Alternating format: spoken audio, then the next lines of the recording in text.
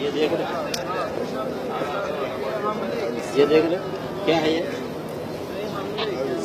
کیا ہے؟ تعویذ ہے نا، تعویذ ہے یہ انڈیا پاکستان میں عام ہے۔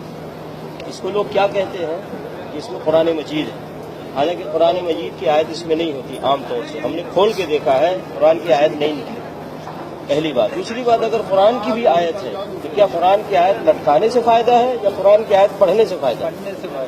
دعائیں لٹکانے سے فائدہ ہے یا دعائیں پڑھنے سے فائدہ ہے؟ بولیے۔ اگر کوئی کہتا ہے نہیں یہ قرآن لٹکانے سے فائدہ ہے تو قرآن کو اللہ نے شفا کہا، تو اس کو اگر لٹکانے سے فائدہ ہے تو اللہ نے شہد کو بھی شفا کہا ہے نا، تو شہد کو لٹکا لیا جائے تو فائدہ ہوگا یا شہد کو کھائیں گے تو فائدہ ہوگا؟ زمزم پانی کو نبی صلی اللہ علیہ وسلم نے شفا کہا، زمزم پانی کو لٹکائیں گے تو شفا ہوگا یا یہ کہ پئیں گے تو شفا ہوگا؟ اسی طریقے سے قرآن پڑھیں گے تو شفا ہوگا، قرآن دعائیں پڑھیں گے تو شفا ہوگا، لٹکانے سے شفا نہیں ہے۔ نبی علیہ الصلوۃ والسلام جب کسی مریض کے پاس جاتے تو دعا کرتے، اللہم رب الناس اذهب الباس اشفی انت الشافی لا شفاء الا شفاؤک شفاء لا یغادر سقما۔ نبی علیہ الصلوۃ والسلام اس مریض کے لیے دعا کرتے تھے، اس کو تعویذ نہیں دیتے تھے کہ لٹکا لو، ہے کہ نہیں؟ تو اس طریقے سے قرآن کے پڑھنے سے شفا ہے، قرآن دعائیں پڑھنے سے شفا ہے، لٹکانے سے شفا نہیں ہے میرے بھائی۔ اس لیے یہ سب کام نہیں کرنا میرے بھائی۔ نبی علیہ الصلوۃ والسلام نے کبھی کسی کو تعویذ نہیں دیا، نہ اپنے بیٹی فاطمہ رضی اللہ تعالیٰ عنہ کو، نہ اپنی بیوی عائشہ رضی اللہ تعالیٰ عنہ کو، نہ اپنے نواسے حسن حسین رضی اللہ تعالیٰ عنہما کو، کسی کو نہیں دیا۔ نبی علیہ الصلوۃ والسلام حسن حسین رضی اللہ تعالیٰ عنہما کے لیے دعا کرتے، اعیذکما بکلمات اللہ التامہ من کل شیطان وہامہ من کل عین لامہ۔ نبی علیہ الصلوۃ والسلام اس طرح دعا کر کے حسن حسین کے لیے دعا کیا کرتے تھے، کیوں نہیں ان کو تعویذ گلے میں ڈال دیتے؟ بلکہ نبی صلی اللہ علیہ وسلم منع فرمایا، کہا من تعلق تمیمۃ فقد اشرک، جس نے تعویذ لٹکایا اس نے شرک۔ تو تعویذ میرے بھائی اسلام میں نہیں ہے، دین میں نہیں ہے۔ اب اس کے بعد لٹکائیں گے؟ بولیے، نبی علیہ الصلوۃ والسلام کے خلاف کوئی کام کریں گے؟ نہیں کریں گے نا، نہیں کریں گے نا۔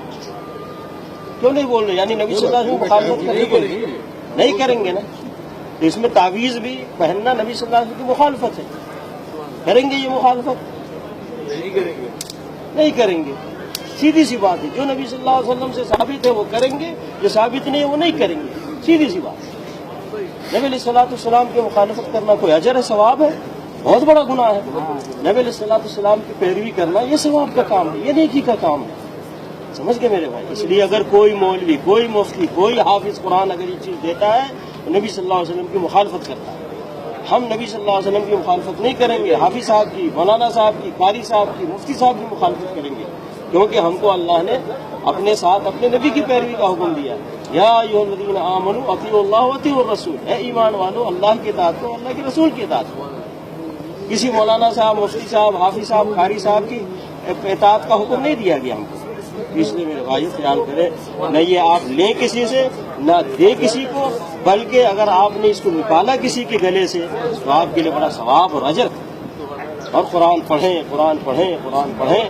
قرآن پڑھنے میں شفا ہے، قرآن سمجھ کر اس پر عمل کرنے میں ہدایت ہے، اور دنیا میں عزت ہے اور آخرت میں نجات ہے۔ سمجھ گئے نا میرے بھائی؟ اس لیے خیال کریں، آج محمد صلی اللہ علیہ وسلم کی مسجد میں ہے اس وقت آپ، اسی جگہ سے نبی صلی اللہ علیہ وسلم دین سکھاتے تھے، سمجھاتے تھے صحابہ کرام کو، اور اس پہ وہ عمل کرتے تھے۔ نبی صلی اللہ علیہ وسلم فرمایا، علیکم بسنتی و سنت الخلفاء الراشدین المہدیین، لازم پکڑو میرے طریقے کو اور میرے خلفاء راشدین کے طریقے کو جو ہدایت یافتہ ہے۔ سمجھ گئے میرے خیال ہے؟ ہم یہ پیغام دے رہے ہیں، یہ نہیں کہ ہماری بات مانو، اللہ اور اللہ کے نبی صلی اللہ علیہ وسلم کی بات مانو۔